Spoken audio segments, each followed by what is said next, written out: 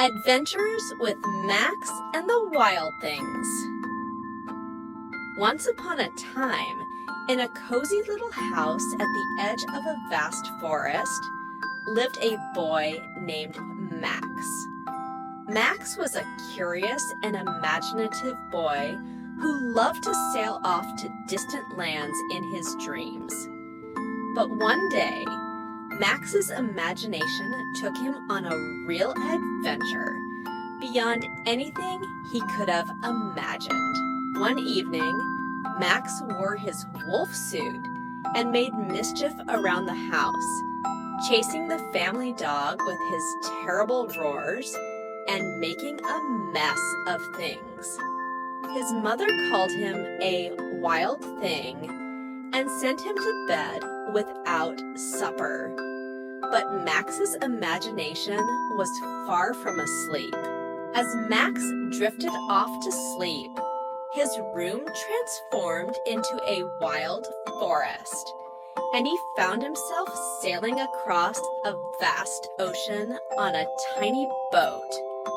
He sailed for days and nights until he reached a mysterious island where the wild things roamed. The wild things were large, furry creatures with fierce claws and sharp teeth. But Max wasn't afraid.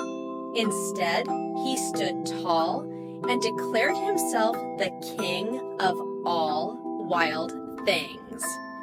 The creatures, intrigued by his bravery, bowed before him and welcomed him as their new ruler.